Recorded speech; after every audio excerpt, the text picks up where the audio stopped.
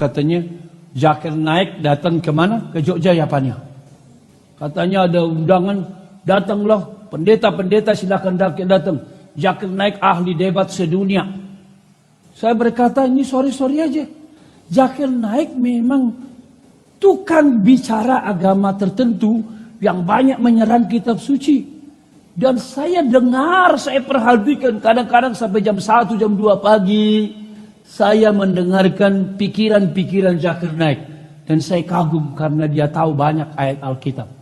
Mungkin Zakir Naik jauh lebih mengetahui Alkitabnya daripada banyak orang Kristen.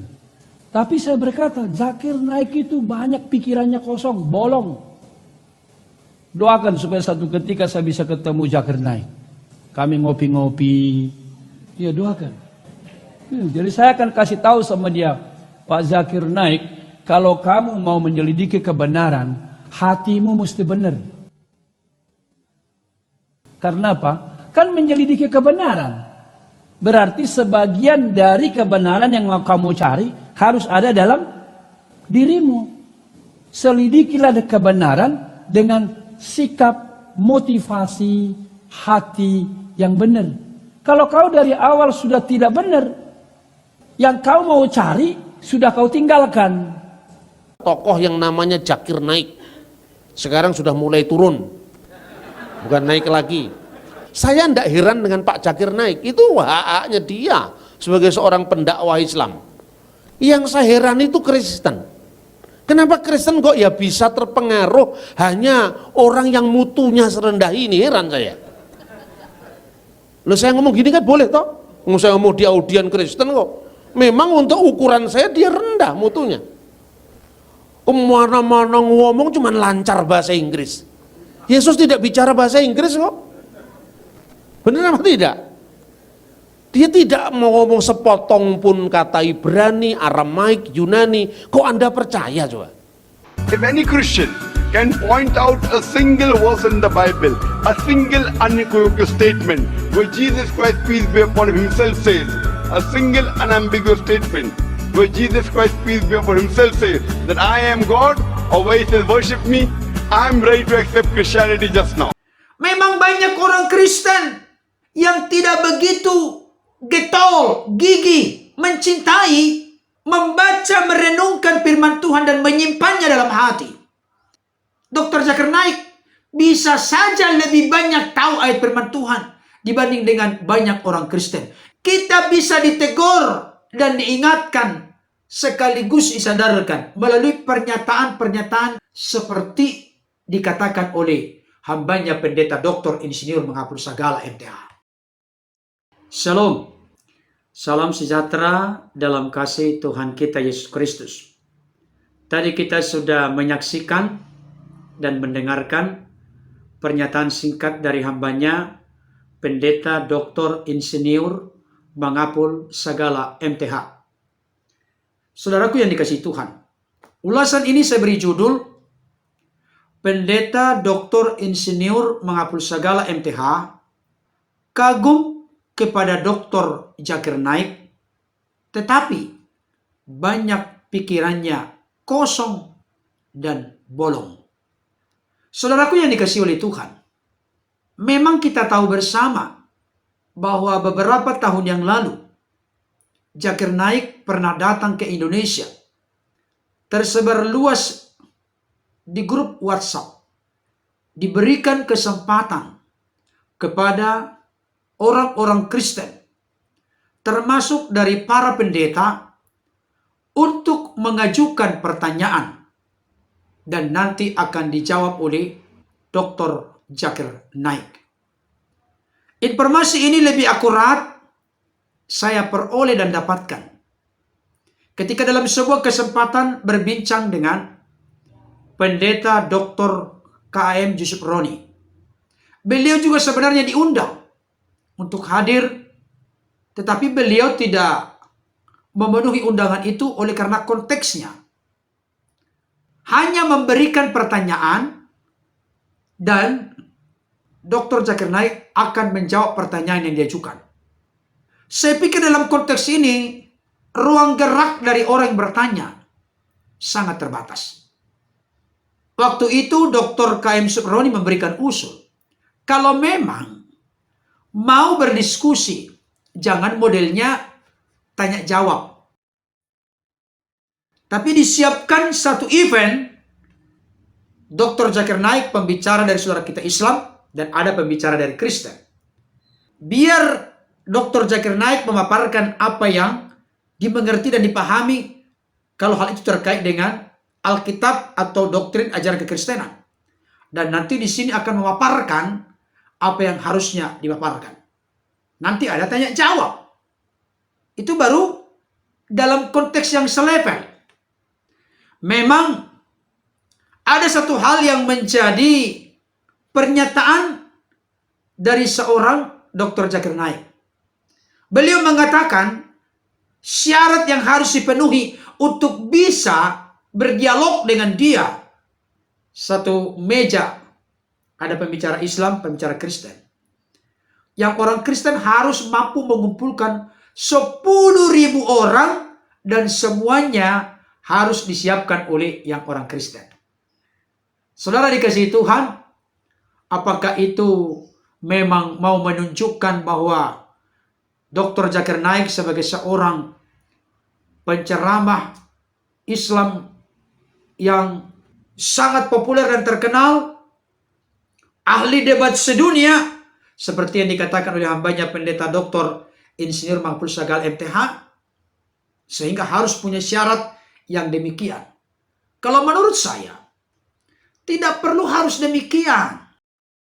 Mari kita dengan rendah hati menyiapkan panggung kesempatan untuk benar-benar adu argumentasi, dialog. Akhirnya beliau mengatakan dalam sebuah videonya, kalau modelnya kamu tidak mampu menyiapkan 10.000 orang, ya sudah, kamu datang saja ke alamat ini, ditunjukkan tempat tertentu, dan nanti murid saya yang berdebat dengan kamu.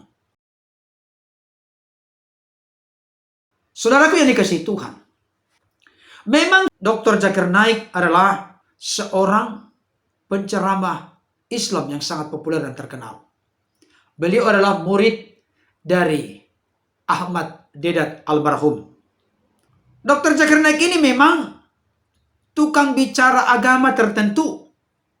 Ya tentunya kita tahu bersama beliau beragama Islam. Beliau sering berbicara atau berceramah di kalangan saudara kita Islam. Tetapi di tengah-tengah ceramahnya tersebut, beliau sering mengutip-ngutip ayat firman Tuhan. Sama persis seperti yang dikatakan oleh hambanya Pendeta Dr. Insinyur Mahfud Sagala. Salah satu hal yang menurut saya perlu menjadi sorotan dari apa yang dikatakan oleh hambanya Pendeta Dr. Insinyur Mahfud Sagala MTH, ketika beliau berkata begini, saya kagum Zakir Naik karena tahu banyak ayat Alkitab. Memang tidak bisa dipungkiri Bapak Ibu Saudara, Dr. Zakir Naik ini banyak tahu ayat Alkitab. Dan ada satu bentuk sindiran yang mengena di hati saya, ketika hambanya Pendeta Dr. Insinyur Mahfud Sagala berkata begini, mungkin Zakir Naik jauh lebih mengetahui Alkitab dari banyak orang Kristen. Kalau menurut saya hambanya Pendeta Dr. Insinyur Mahfud Sagala MTH, saya berani menghilangkan kata mungkin. Memang banyak orang Kristen yang tidak begitu getol, gigih, mencintai, membaca, merenungkan firman Tuhan dan menyimpannya dalam hati. Dr. Zakir Naik bisa saja lebih banyak tahu ayat firman Tuhan dibanding dengan banyak orang Kristen. Ini merupakan teguran dan sindiran yang sangat tegas dan keras untuk mencelikkan mata hati, mata rohani kita, sekaligus menyadarkan kita. Kenapa saya katakan demikian? Saya mau kasih tahu Bapak Saudara, kita bisa belajar dari apapun dan dari siapapun. Kita bisa ditegur dan diingatkan sekaligus disadarkan melalui pernyataan-pernyataan seperti dikatakan oleh hambanya Pendeta Dr. Insinyur Mahfud Sagala MTH. Dr. Zakir Naik banyak tahu isi Alkitab. Pertanyaannya sekarang kepada tubuh Kristus, gereja Tuhan, orang-orang percaya dimanapun berada. Apakah kita berani berkata, Pak Pendeta, saya lebih banyak tahu Alkitab daripada Dr. Zakir Naik. Benarkah demikian? Mari ini menjadi sebuah perenungan bagi kita untuk semakin menyadarkan, mengingatkan kita mencintai Tuhan.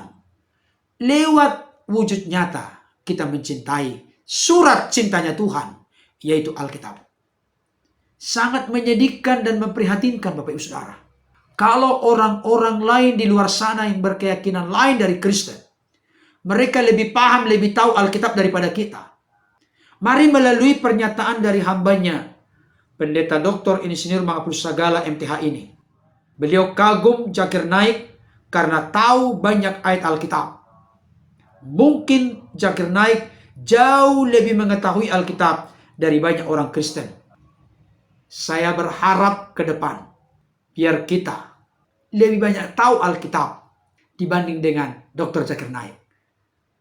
Saya belajar untuk memberikan penilaian objektif. Dalam hal tertentu, saya belajar dari saudara kita Islam. Dan harus saya akui. Dalam hal apa? Dalam hal kegigihan untuk mempelajari kitab sucinya. Saudara-saudara kita Islam, apalagi penghafal-penghafal Al-Quran, mereka sejak kecil sudah dibina, diajari. Jangan malu orang Kristen mencontoh, meneladani sesuatu yang baik, benar, dan positif dari saudara kita. Ini bukan terkait dengan konten, isi, muatan dari kitab suci itu. Tapi terkait dengan pola asuh anak itu, bagaimana mencintai kitab sucinya dari sejak kecil. Orang Kristen perlu belajar dari saudara kita Islam terkait dengan hal ini. Dan tentunya tidak hanya menghafal, tapi juga harus mengerti dan memahami makna terdalam di balik daripada apa yang telah dihafal itu. Memang ada prinsip yang berbeda antara saudara kita Islam dengan Kristen. Saudara kita Islam itu saya lihat sangat menekankan tentang hafalan-hafalan ayat-ayat suci Al-Quran. Dalam kekristenan penekanan bukan seperti itu. Sekalipun ada baiknya ketika kita menghafal, mengingat firman Tuhan dan menyimpannya dalam hati, karena Mazmur 119 ayat yang ke-11 jelas berkata, dalam hatiku aku menyimpan janjimu supaya aku jangan berdosa terhadap engkau. Janji Tuhan, Taurat Tuhan, kebenaran Tuhan, firman Tuhan perlu kita simpan dalam hati kita. Dengan tujuan bukan supaya pintar berdebat. Bukan itu tujuan utama. Tapi supaya kita dibentengi oleh firman itu. Kita tidak berdosa kepada Tuhan. Dan hidup kita menjadi kesaksian berkat bagi sesama. Hambanya Pendeta Dr. Insinyur Mangapul Sagala MTH berkata begini. Meskipun beliau kagum kepada Dr. Zakir Naik karena tahu banyak ayat Alkitab. Dan beliau berkata mungkin Dr. Zakir Naik jauh lebih mengetahui Alkitab dari banyak orang Kristen. Beliau memberikan sebuah pernyataan. Tetapi, ini dia, perlu menjadi catatan dan sorotan. Tetapi banyak pikirannya kosong dan bolong. Saya setuju Bapak Ibu Saudara. Kenapa? Saya sudah mengunggah sebuah video ulasan dari hambanya Dr. Bambang Nursena. Bagi Bapak Dr. Bambang Nursena, Dr. Zakir Naik mutunya rendah. Bapak Ibu Saudara, saya sangat setuju dengan apa yang dikatakan oleh Dr. Bambang Nursena. Termasuk juga setuju dengan apa yang dikatakan oleh hambanya Pendeta Dr. Insinyur Mangapul Sagala MTH. Dr. Bambang Nursena berkata mutunya rendah dalam standar atau ukuran Dr. Bambang Nursena. Termasuk juga banyak pikiran Dr. Zakir Naik yang kosong dan bolong. Dalam hal apa ini masalahnya? Tidak ada sangkut pautnya dalam hal doktrin ajaran saudara kita Islam. Tapi dalam hal beliau sering mengulas kekristenan. Tapi apa yang diulas oleh beliau, sama sekali pengertian pemahaman yang dibangun, dirumuskan oleh beliau tidak seperti yang dipahami oleh orang-orang Kristen. Kenapa bisa demikian? Karena kita tahu bersama memahami Alkitab, di mana teks tidak boleh lepas dari konteks. Salah satu contoh yang sangat transparan dan sudah menjadi rahasia umum, Dr. Zakir Naik membuat tantangan kepada seluruh orang Kristen. Tunjukkan kepada saya satu ayat saja di Alkitab di mana Yesus pernah berkata, "Aku ini Tuhan, sembahlah aku." Kalau Anda bisa menunjukkan hari ini atau sekarang ini, saya masuk Kristen. Itulah tantangan dari Dr. Zakir Naik yang sangat populer dan terkenal. Saudara dikasih Tuhan, kalau kita memahami Alkitab dari sudut pandang kita memahami agama keyakinan kita, ini terkait dengan Dr. Zakir Naik, tidak akan ada titik temu. Ini yang sering saya suarakan, peraturan sepak bola tidak boleh dipakai untuk bola voli. Akan berantakan Bapak Ibu Saudara. Tidak klop, tidak cocok. Demikian sebaliknya peraturan bola voli tidak bisa dipakai untuk peraturan sepak bola. Akan kacau Bapak Saudara, amburadul. Biarlah peraturan sepak bola untuk permainan sepak bola. Biarlah peraturan bola voli untuk bola voli. Itu baru fair.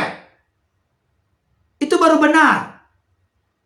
Dengan kata lain, saya mau suarakan pada kesempatan ini, salah satu yang menjadi penyebab kesalahpahaman, kegagalan total bagi orang-orang berkeyakinan lain mencoba memahami kekristenan adalah ketika mereka mengerti, memahami, bahkan membangun sebuah doktrin ajaran dari sudut pandang mereka memahami keyakinan mereka.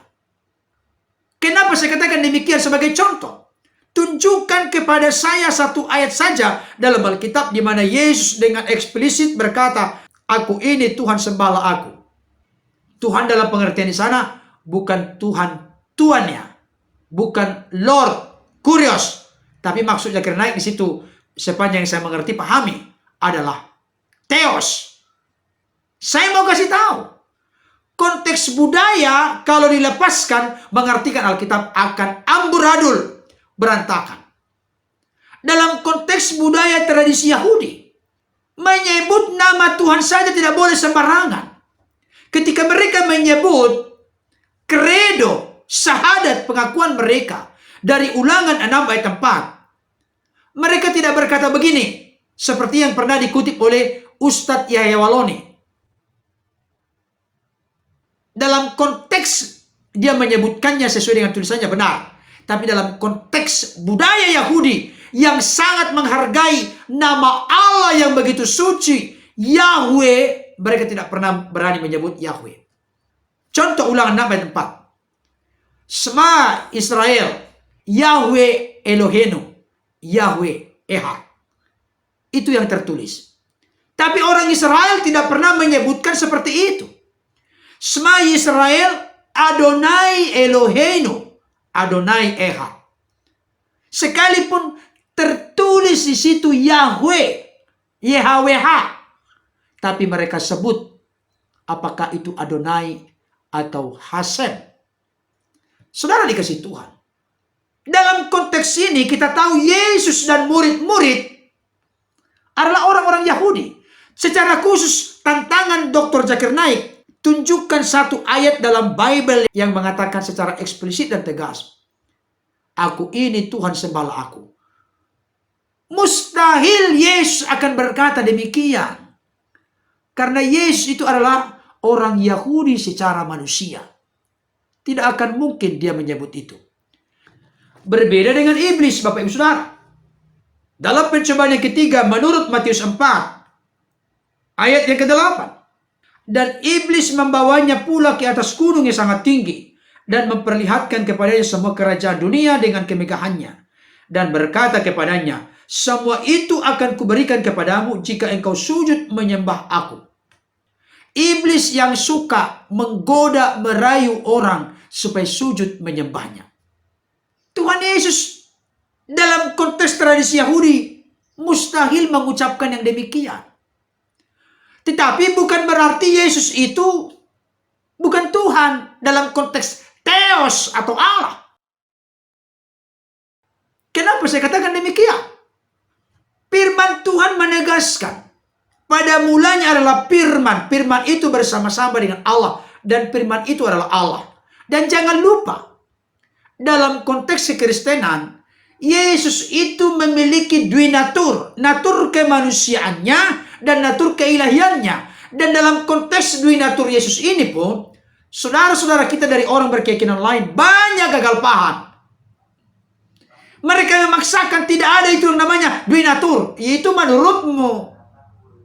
Menurut keyakinan Kristen bukan begitu. Karena apa? Di dalam dialah secara jasmania diam seluruh kepenuhan keallahan. Jadi firman itu yang telah menjadi manusia bukan berarti keilahiannya hilang.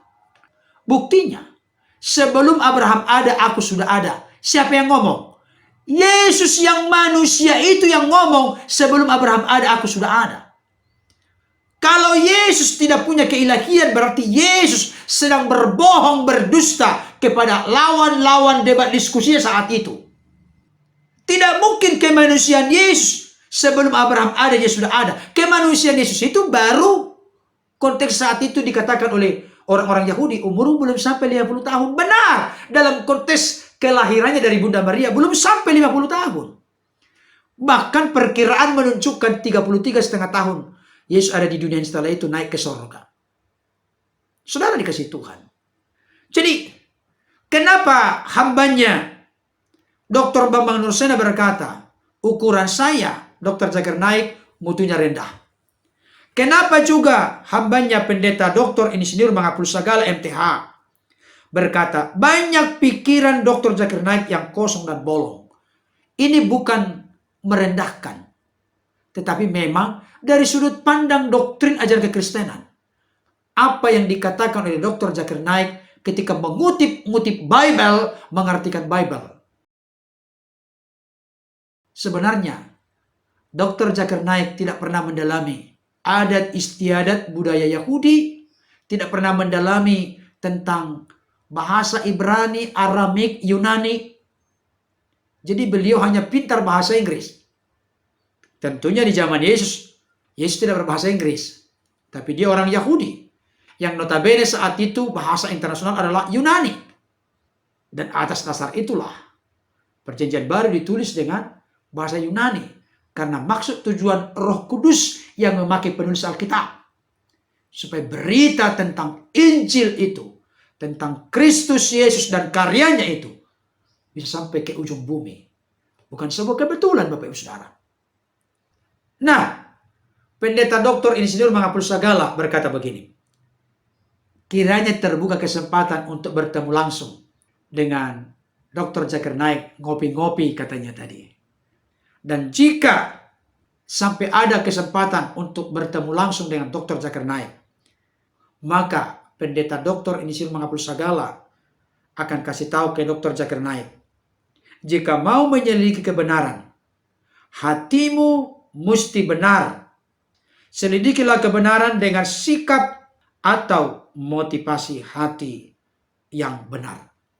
Saya pikir pernyataan ini juga berlaku kepada saudara-saudaraku dari orang-orang di luar Kristen. Ketika mau mendalami doktrin ajaran kekristenan, kalau memang rindu sesungguhnya menemukan kebenaran, apa yang dikatakan oleh Pendeta Dr. Insinyur Mangapul Sagala MTH ini, saya sangat setuju. Jika ingin menyelidiki kebenaran, hati kita mesti benar. Mari kita selidiki kebenaran dengan sikap motivasi hati yang benar.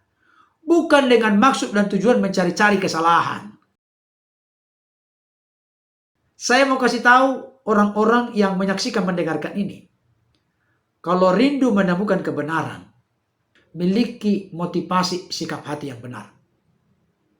Tanpa berpanjang lebar, kiranya apa yang disampaikan oleh hambanya, Pendeta Dr. Insinyur Mangapul Sagala MTH, dan juga beberapa ulasan penting menarik yang sudah saya sampaikan, dapat memberi inspirasi bagi kita.